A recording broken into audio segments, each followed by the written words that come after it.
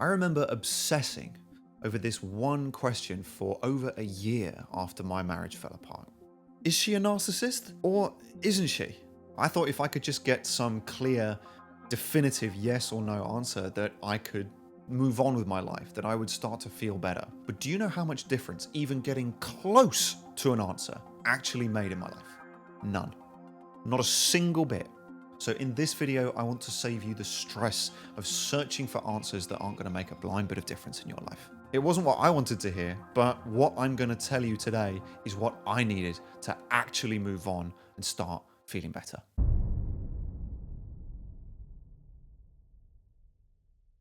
I'm going to level with you, right? If you're here, if you're watching this video, or you're Googling, is my girlfriend a narcissist at 1 o'clock in the morning, like I did, then that's not random. That is your nervous system screaming at you that something is deeply wrong.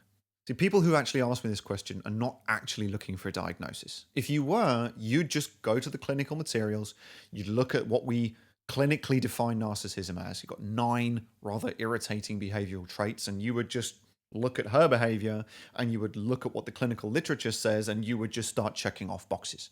The fact that you're even asking this question is an indicator that her behavior has left a mark. You're here because, if we really admit it, the stuff that she's doing is hurting you. It's making you feel grief, messing with your mind. So I want you to think about this. Imagine a bank robber goes inside the bank, pulls out his gun, 2 people injured, 1 person killed. Now we're all gathered around the table discussing whether this person is or isn't a psychopath. But whether they are or aren't doesn't change the fact that there's a dead guy here. You got 2 people in hospital. The damage has been done. So let me ask you this. What would knowing change for you? Say you got a definitive answer. She is a narcissist. What now? Or let's say definitive proof that she's not.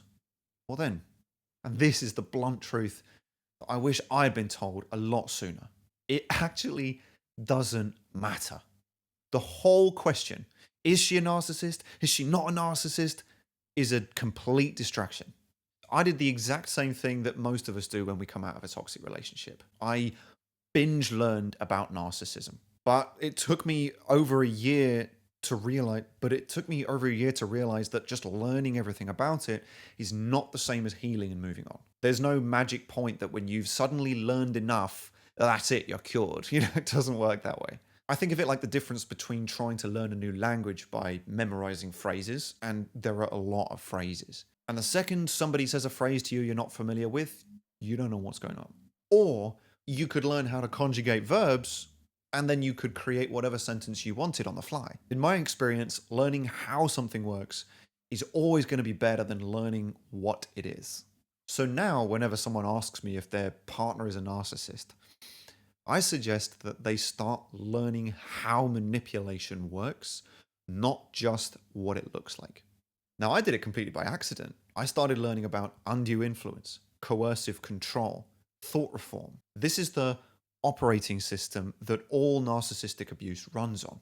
In fact, it's exactly the same psychology as cults, just on a smaller scale. And what this did was helped take my mind off obsessing over her and the damage that she did to me, and instead redirected it onto me and the healing and the recovery that needed to happen. So learning about narcissism, what it is, how it works, why they do what they do, how they think, that is all useful stuff. But if you truly want to heal, there has to be this turning point where you stop obsessing over them and the damage they did to you, and instead flip it so that you're redirecting that energy and attention back into you and the healing and the recovery. So if you can learn some of the base psychology, you only really need to learn enough to understand what's happened to you, and then the real work begins. There's the old idea that time is the greatest healer. But whoever said that first clearly had not experienced narcissistic abuse. Some wounds need stitches. I'm going to be really honest with you. No one's coming to save you. You have to do it. And if nobody else is going to stitch you up, you have to get actively involved in your recovery.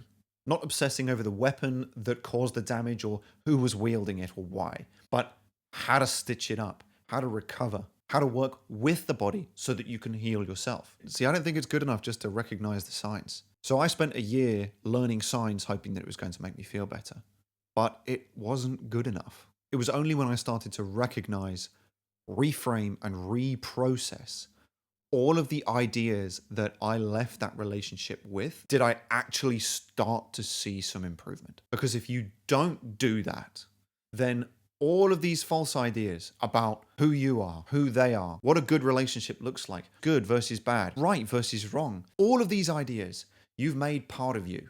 These ideas will unconsciously affect how you think, how you feel, and ultimately what you do. You stay a passenger in your own life, and they will continue to drive your decisions from the comfort of your own mind. Whether they're a narcissist or not does not matter. Start learning how manipulation works so that you can recognize, reframe, and reprocess all the false ideas that you left the relationship with. I do want to thank you so much for watching this. I hope you found it helpful.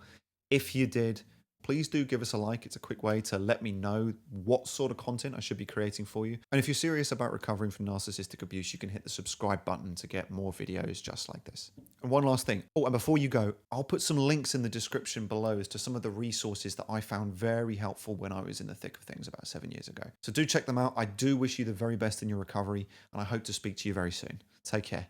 Bye-bye.